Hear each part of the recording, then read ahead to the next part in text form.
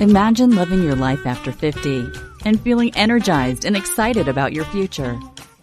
Welcome to the Women in the Middle podcast, the podcast for women who are ready to figure out what they want and create the life they deserve. Here's your host and master certified life coach, Susie Rosenstein.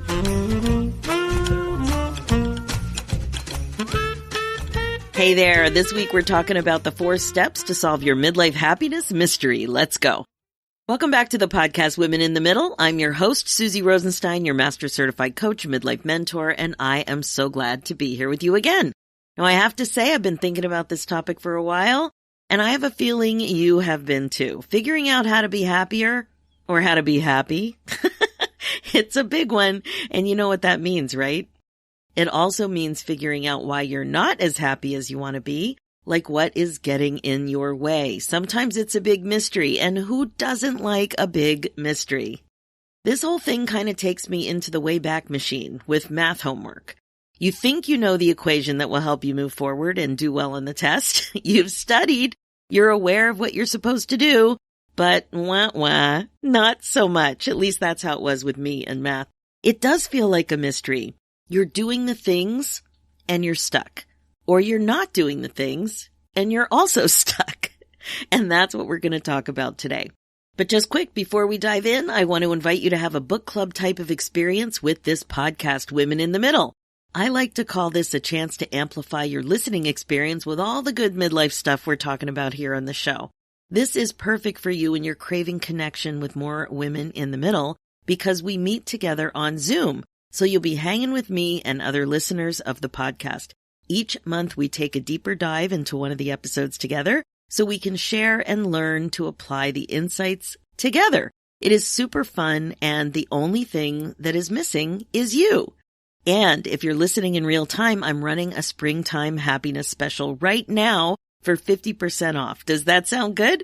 Just head over to susierosenstein.com and click the podcast tab, and you'll see the podcast club listed there. Can't wait to see you in my Zoom square. And one more update, if you haven't checked out my new podcast yet, Women in the Middle Entrepreneurs, please do.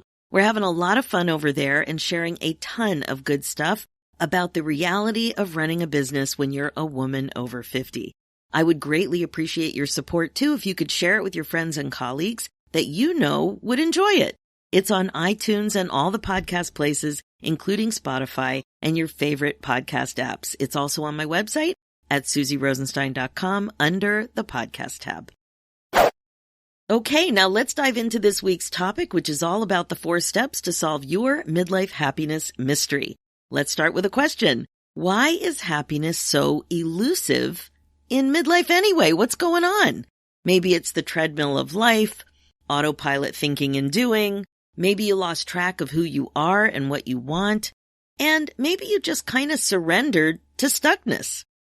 It can feel incredibly frustrating when you're stuck and want to get unstuck and want to be happier than you are. You might even think there's something wrong with you. You might be thinking, everything in my life looks so good on paper. I should be more content. I get it. That's what happened to me too. When I was stuck in my job between 45 and 50 years old, this is totally what I was thinking. My job looked great on paper. I worked for a well-regarded institution that helped people. Research-based, great reputation. I had benefits too, even though I was part-time. I worked with really nice, smart, caring people. We were all quite committed to the cause of the organization. I'd been there for a long time and got a lot of vacation time and generous sick time. My kids' orthodontics were even covered. It looked great on paper, and the golden handcuffs were feeling tight. It was great until it wasn't. I was fine in my job until I wasn't. And the way I was finally able to describe what I was feeling was that I was no longer content. Have you felt that way? It felt subtle sometimes too, but it ramped up. And it all looked good on paper. For sure, all kinds of things can look good on paper. Your life, your kids, your career, your vacations, your smiling pictures on Facebook and Instagram. But what you make all of it mean when you think about it in the context of your age and stage of life That, my friend, is another story. Every once in a while, I bet you also wonder if maybe, just maybe, you're having a midlife crisis. And that sounds scary. It's got the word crisis in it. Now that I've been working with midlife women since 2014, I know firsthand how common it is to feel this way. While that may be comforting at some level, it brings a lot of things up. If you're not feeling that happy and you wonder about how bad things really are, if you wonder if you're so stuck that it's hopeless, if you're feeling a lot of pressure to live your best life, that's what everybody says and all the books are saying that, and it's everywhere, all the TV shows and certainly a lot of podcasts. If you wonder if what you're experiencing is actually midlife crisis worthy, and underneath all of it, I know that you know you're meant for more. So there's all this stuff going on, and I think it all begs a very specific question. Here it comes. Do you believe you can unstick yourself? Again, this can be subtle, but the way you answer this will lead you to an awareness of what you're actually thinking, what you believe.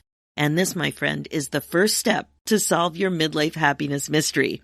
Become aware of what you're thinking about your midlife stuckness now in depth. The path forward can seem so hidden. Clarity can feel so far away. And the biggie, believing in your ability to unstick yourself, can also feel almost impossible sometimes when you're so stuck and in it. That's why it's so important to learn about some mindfulness skills when you want to get unstuck. They are so good for this. You may not know what to think, but you will likely notice how you're feeling. That's a good start. If you're feeling hopeless, sad, agitated, frustrated, incapable, ill-equipped, overwhelmed, confused, super stuck, just to name a few. Here's the thing. You could be thinking some or all of these some of the time or most of the time. It's a really weird phase when you're in it. But the thing is that you're thinking something that's creating however it is that you are feeling. You're thinking something that is creating how you're feeling. You might believe something that's just not helping you out right now. So this step is about raising your awareness of why you're feeling how you're feeling. Now, step 2 is what to do next. You have to think about how you would need to feel to move forward. So let's pause here for a minute. Imagine yourself with clarity about what you want at this point in your life and in your next chapter. Just imagine. So you're some amount of time ahead of where you are now, and you've got clarity, like you have a direction. What would you feel like to have that clarity? What's the feeling? To know what you want, to know how you want to focus and spend your time, to know that you're on that path to happiness, contentment, fulfillment, that you're in that space now. Okay? Imagine that. It's in the future, but I want you to think about it now. Now, the same principle applies as it did in step 1. The way you think and what you believe will create that feeling for you. To feel this new way, your brain will have to be in a different headspace. No pun intended. Oh, maybe that is a pun intended. Anyway, you know what I mean. Your brain will have to be in a different headspace. So I think you can get that makes a lot of sense. It's hard to move in the direction you want when you feel incredibly frustrated and confused, for example. So you're feeling feelings that help you show up in one way, but you want to be showing up in another way. So here's the thing. You probably won't want to play around with this mindfulness stuff. Well, maybe if you're listening to this podcast, you do. But when left to your own devices, it can get frustrating because you have to slow down. So you may not want to slow down and play around with some of the questions I'm going to be asking you. When you're really honest with yourself, you might notice that you just want a quick fix. Because after all, time is definitely flying by. It is so common to feel time pressure. There's this urgency we have. We love to think about how much time we don't have instead of how much time we do have. So we embrace the idea to just focus on creating a solution to get unstuck fast. And that means doing something. And more specifically, probably changing something. And I bet that sounds familiar. But even these actions alone won't really solve your stuck problem, your happiness mystery, because you are still going to have thoughts about whatever it is that you changed or did. And that's where things can get messy and where mindfulness skills really do come into play. John Kabat-Zinn defines mindfulness this way. Mindfulness is awareness that arises through paying attention on purpose in the present moment, non-judgmentally. And then, sometimes he adds, in the service of self-understanding and wisdom. I love this definition because it emphasizes that mindfulness is awareness on purpose. You can get better at it. You can know that you're probably not going to want to slow down and do that thinking, but just that awareness helps you do the thing you want to do on purpose.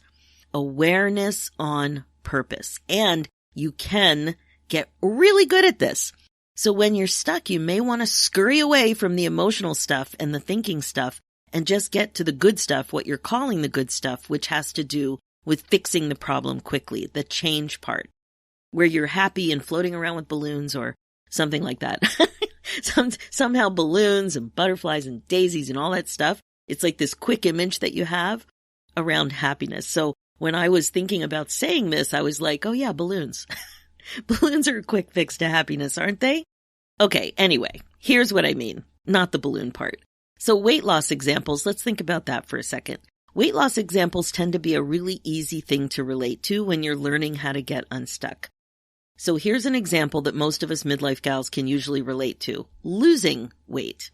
When you have a goal to lose some weight, you have thoughts about how accomplishing the goal is going to make you feel.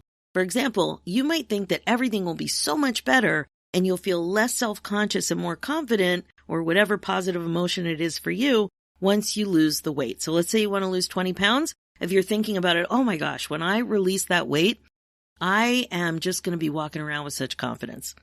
But once you lose the weight, it's common to feel the same way you did before you lost it. That is, not confident and self-conscious, because you haven't changed your actual thoughts about yourself. This is because most amazing midlife gals aren't as aware of their thinking as they could be. Your thoughts create your feelings every damn day. That's what happens. This is great news too, though, because your thoughts are what you have control over in your life. So, my amazing woman in the middle, I'm going to ask you to trust me. Stay here in this messy part just a little bit longer. This is where the good stuff is, and this will lead you to step 3. So to review, step 1 is to amp up your awareness skills and notice how you're thinking about feeling so stuck. And step 2 is to notice how you would have to feel to get unstuck and on the other side of it. Now here comes step 3. Develop and practice the belief that you can and you will figure out how to get unstuck. So this is a juicy one and it's so powerful. I'm asking you to do this before you have the solution, before you've solved the mystery. Here's the newsflash. You can think what you want. You can think stuff that doesn't help move you forward, and you can think stuff that does help you move forward, and you can say goodbye to feeling so stuck. This is in your control. You just did some hard mindfulness type work. You stayed present and increased your awareness of what was going on up there in step 1 and 2. You created the stuckness, and you can create the unstuckness too. You created the stuckness with your thoughts and feelings, and you can create the unstuckness too. You really can learn how to help yourself get unstuck.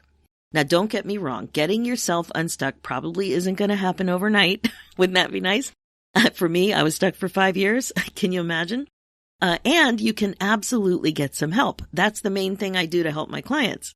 You can absolutely learn the skills and tools to help you do it. But you have to believe that you can do it, that you are meant for more, and that you will figure out how to get there. My clients describe this as a shift in their mindset over time. I love thinking about it this way too, because that's also how it felt for me when I was going through all of this for 5 years. So at the very beginning, I didn't know what the heck was going on. First, I was just kind of blah. Mostly work related. It spilled over, of course, but a lot of it was work related. And I thought the solution had to be work related. Now, I see that it's more than that, but at the time, in the Wayback Machine, that's what was happening. This would have been 15 years ago. So at the beginning of it, I felt blah. I called the feeling unhappy. And then the next insight was that I was no longer content. So unhappy and not being content, they're different. I had the realization that I was confused about what I wanted. I kept using the word confused. I really did feel stuck. Like I started to use that word too. I'm just so stuck. I asked all my friends what I should do, and I was convinced that they knew better than I did. I honestly believed that one of my smart friends would have some insight that was impossible for me to determine myself. Isn't that strange?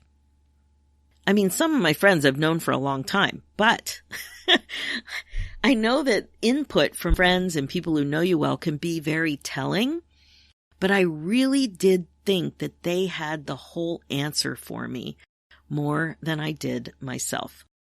Then I had another insight. I thought that I had aged out of good opportunities in my career. A big, giant, negative aging-related thought. I was shocked. It took me years to see that one. Years. I thought that I had aged out of good opportunities in my career. So I thought I'd stayed at my job too long and that would affect me at that age. And I was turning 50 around that time. And I also thought that my age itself, regardless of how long I stayed at this job, was going to be a problem. And I know that that's not earth-shattering, and you may have that same thought, but it was shocking to me. Like, I really thought I was cool about aging, and I thought I was just confused. I had no idea it was a big, giant, negative age-related thought that was spinning around up there, causing problems. That thought was totally bringing me down because I couldn't do anything about my age. You can buy fancy skin cream. You know, I'm always getting the under eye cream. I love that cream, but you can't really do anything about your age specifically. So, but what you can see here is that awareness, thought by thought, feeling by feeling, really starts to help. So I started to dig a little deeper. I asked myself about what I liked. What did I always like? What do I really like? Again, it seems like such a simple question, but I hadn't been thinking about it. The answer was connecting with people and being curious about how they make decisions and behave the way they do. I remember the minute that I wrote it down, I was sitting at my desk at work and I took out a piece of paper and I'm like, come on, Susie, you can figure this out. You can think of something. And this is what I wrote down, like working directly with people and being curious about how they make decisions and their behavior. Human behavior, it was always the thing for me. And there's tons of evidence in every single level of my education and almost 30 years of work experience that that's what I was always attracted to and curious about. So I started checking some things out. I looked at doing a PhD in psychology, master's degrees in psychology. I looked at becoming a guidance counselor, going into teaching, and all kinds of things. Some really different ideas too, but these were the ones that kept coming up that matched up with that insight about human behavior and working closely with people. Then I started to see that I needed to feel hopeful and more confident that I was moving in the right direction. So then that little epiphany came, that shift. I started to think I was learning to figure it out. Now notice, this is different than my original thought that I had aged out of good employment opportunities. You see this shift? Then I participated in a group with a life coach, and that was it. It all lined up, and I quickly made a decision to pursue getting certified as a life coach because I had done this little bit of work that moved me and shifted me into taking a step. It wouldn't have happened without noticing what I was thinking and how I was feeling, what was working and what wasn't. Now, as you increase your awareness of your thoughts and how they're affecting you emotionally, you can learn to create a bit of distance from them. So you create the distance. Imagine a thought bubble above your head. That's kind of what happens is you separate your thoughts from your actual self. This allows you to appreciate that you aren't actually your thoughts. That's space. I find the thought bubble is the best way to think about it, just like, Fred Flintstone. Now that gives you your power back. This is what helps you unstick yourself, and this is how life coaching can help you. Life coaching is all about becoming aware of your perspective and then stretching it with curiosity. When you really understand all of this, you also see how thinking differently is totally an option for you. You can learn how to challenge your automatic thinking.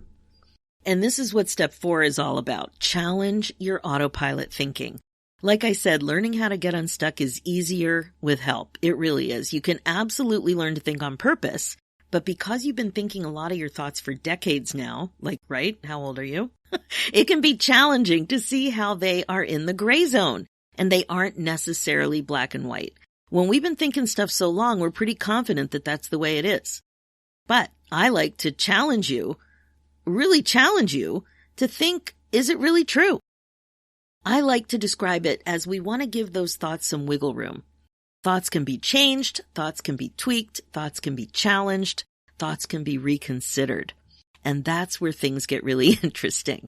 This might be why you like listening to podcasts so much. Self-development podcasts like this one help you think differently. You're exposed to ideas and examples, and it helps you start the process of compassionate curiosity. And as you may know, it is so much easier to do this critical thought work with an experienced coach. Have you worked with a coach? Personally, I've had great experiences as a client myself, digging in and digging around to challenge some of those things that have been kicking around a lot up there, things I'd been thinking that needed some examination.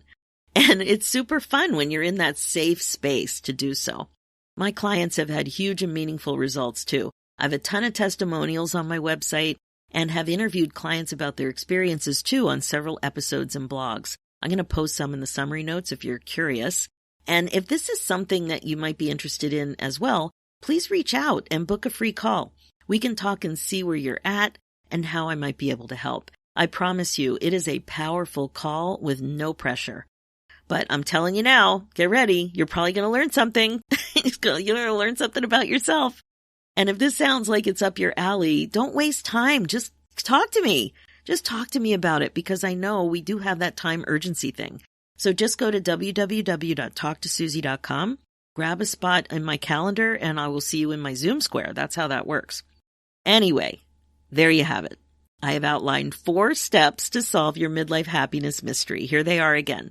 Number 1, become aware of what you're thinking now about your midlife stuckness.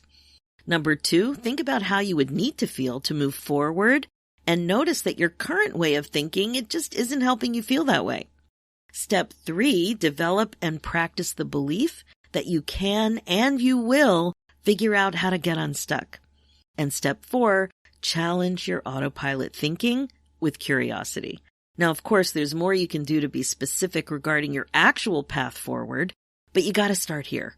In the end, I don't believe that it's really possible to develop a huge plan with any certainty anyway, because that's not the way life is. But as I've said before in this podcast, it's totally possible to get to the point where you have a high level of confidence about what your next best step is to more happiness in your life. One step. When you do that, that action will lead you to your next best step, especially with your new and improved mindset shift.